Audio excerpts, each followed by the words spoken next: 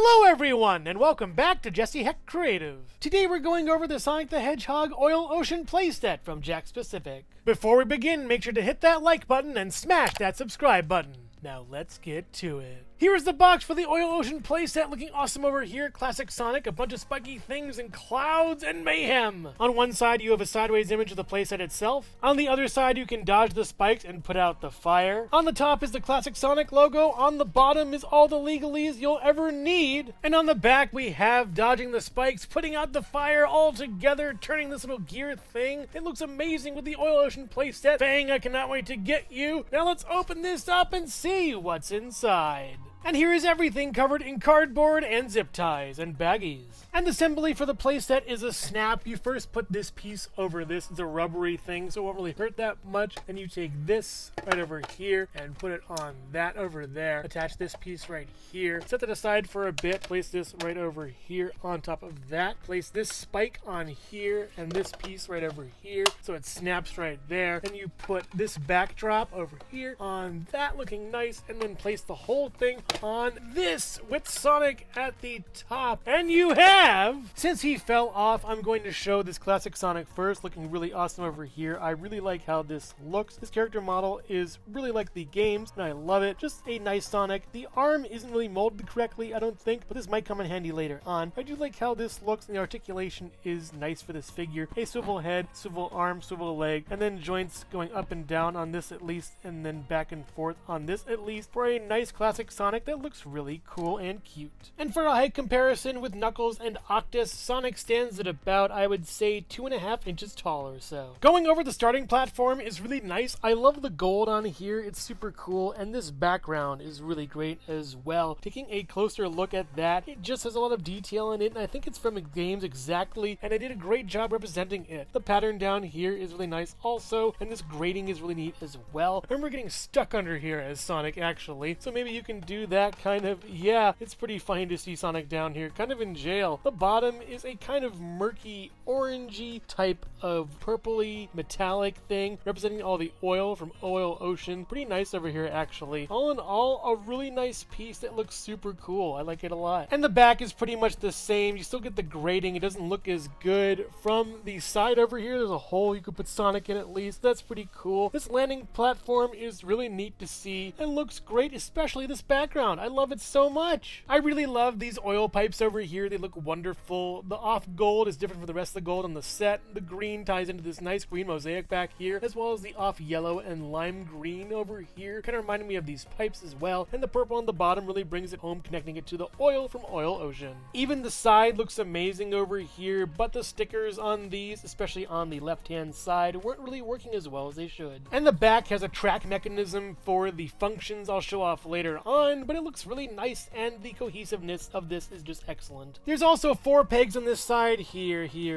and here, looking awesome. And if you have the Oil Ocean Quest diorama set, you can place them in a few different configurations. Even placing the characters on the corners works well too. And while the spring from the diorama set doesn't fit anywhere because of the peg on the bottom, it can't really fit on any of these, it fits nicely here, maybe here, over here, or even up here. Just make sure that you move it over in a safe place so it doesn't fall when you try to move the playset. You can also use the bottom of the grating as storage for a few pieces here and there at least, and also if you get the spring, you can compress it and then store it in here safely. And as for Octus over here, you can't really fit Octus in the cage, so here or here would be good as a start of level challenge. Or even in here, kind of, if you can't really fit him that well. Poor Octus. And as for finally finding a place for Octus, this works well guarding the wheel, or even perched precariously up top right here. And with everything added from the diorama set onto the playset, this looks really great. But how does it all move? Right after this.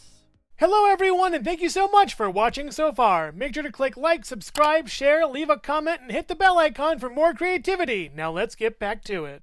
This first section has no movement really, but for some reason you can just take this off if you want to, and it doesn't look that great, so I'm putting it back on. This bar is the centerpiece of the set, looking really awesome. It's segmented and looks great. This spike piece you can twist and move. I wish it could do that on its own or through a function, but for now it's alright. It doesn't really want to move as fast as possible. It kind of catches on itself, which is kind of a shame. Moving this is really cool though, and it looks nice, but really it should have been some kind of function, and I would have loved some pegs on here too for Sonic to be on there. One of my biggest complaints about this set though are the lack of pegs over here. You can just do this with Sonic, and that's fine, I guess, have him jump over that, but really there should have been a peg or something for photographers. His head is way too heavy for him to stand, and it's just a shame watching him fall all the time. This fire sticker looks really cool, but it's already ripping over here. The sticker quality has not been that great. I do think it looks nice, and it's really neat, but honestly, it could be better quality, I think, with the pixelation in there too. These spikes over here are a piece we've seen before, and they're in a really nice silver. I love this, and the purple looks great too. These clouds back here are fine. They're textured really nice and gives it a little bit of shine and sheen down here over here with this crossover between this cloud and that cloud, making it a little bit darker. It's nice to see. And from the back, I think it looks a little bit better too. This gear you can spin a little bit, but that doesn't really do anything, as well as this lever you can pull, but not yet. I want to save that for later. The top looks nice with the gold as well as the purple. Those are the colors of my alma mater, the school I went to, so I'm proud of that. Looks really nice too. A really great piece of this set. As far as this Sonic being defective with this wrist, maybe not, I don't think. It might work in this case. You just place Sonic on here, have him grab the bar, pull down a little bit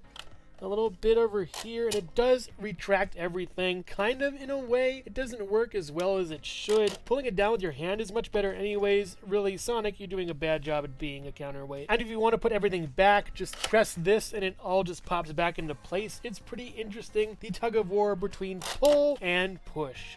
And if you don't want these spikes here, you can just take them out and place this in its place. I don't know why you would want to, but it's an option. And you can also put the larger one right here, even though it's off camera a bit. I dare say I should try putting Sonic here, and with one leg up, he kind of works fine, like he's balancing or something. And like before, you can place the spike wherever you want to over here, have it just leapfrog from area to area. Not this corner though, it won't fit there, sadly. And for size, this is about just under 14 inches long, and I would say around 7 inches tall or so, with a width of about 4 inches long or so. And here's a shot of everybody and everything that I could put on this playset. It actually fits a lot of characters really well. Overall, the quest is over. I really love the color scheme of this set and how faithful it is to the games, but sadly it's a one-trick pony. All the set can really do is make the smoke and fire pop out by pulling the lever, but even Sonic can't pull it. You have to do it yourself. Same with the spike bar, you have to move that yourself as well. If that was a function, it would really sweeten the deal for this playset. And it's a shame because Jakks Pacific put a lot of effort into this playset with molds and colors. It looks really nice, but doesn't function well. If you're a fan of Jakks Pacific, Sonic the Hedgehog 2, or Sonic Mania, then you will love this set. It's actually really good. But I would highly recommend the other playsets and diorama pairings before this one.